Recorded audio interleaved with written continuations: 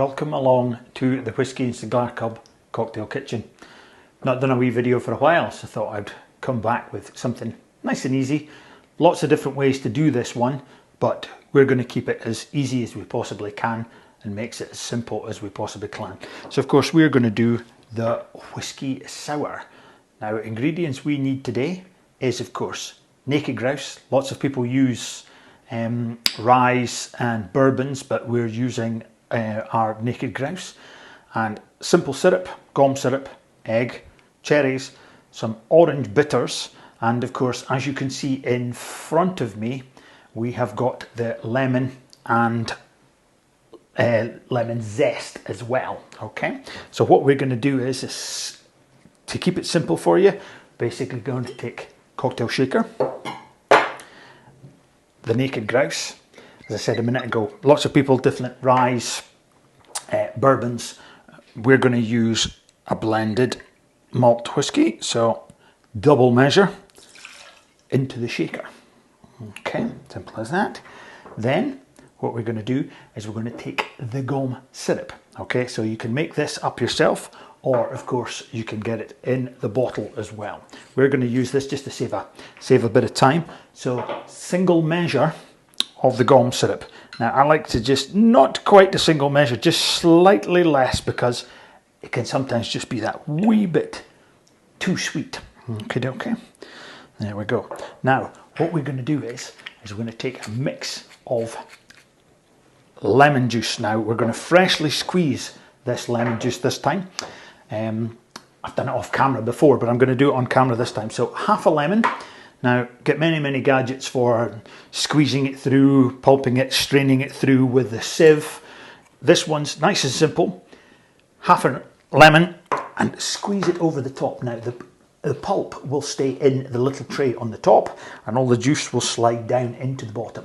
And you're looking at 1 measure of lemon juice into the mix. Okay, so there we go.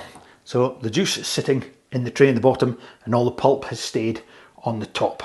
So you don't have any gritty bits or any big bits in your cocktail. Okay, so just under, once again, a measure, not quite a full measure. Usually about half a lemon gives you a full measure, but if you just dial it back slightly so that it's not too acidic as well.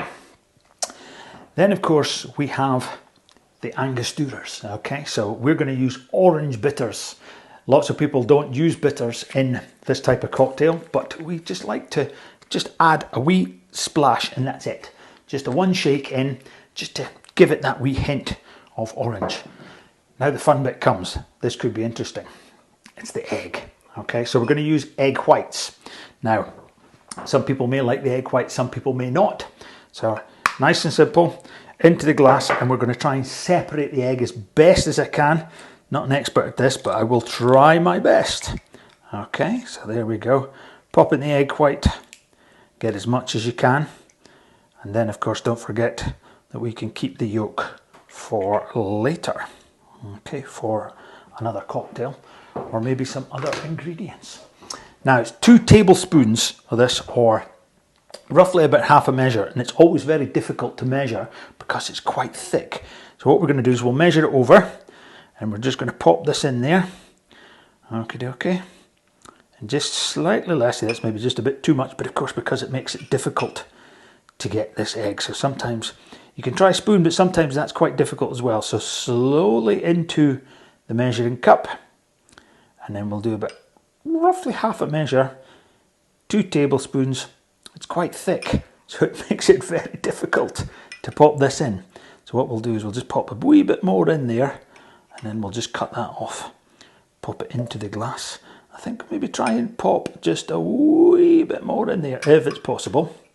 Okay, because it is quite thick, so we'll pop that in there. Now what we're going to do now is what we call a dry shake. Okay, so normally you would see me in the videos popping ice in the shaker and then shaking it, but this time we're going to do what's called a dry shake, so no ice in there at all. And then if we do this properly, we should get a bit of froth in there as well, but it does take quite a bit, so we're going to do quite a vigorous bit of shaking, best we can. As I say, not as noisy as usual because there's no ice in the shaker. So yeah, best shakes you can, best shakes you can.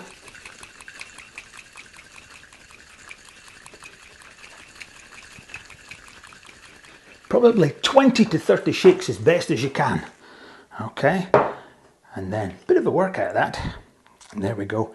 And we should be nice. Got a bit of foam on top as well. And what we're going to do now is we're going to do a normal shake. So we're going to pop some ice in there, okay, into the mixing glass. There we go. Then we're going to do a full shake. So lid back on.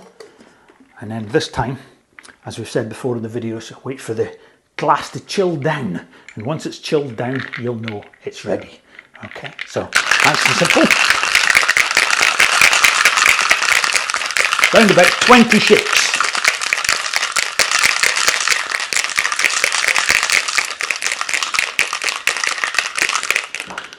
Now you should see on your glass the frost starting to work its way up.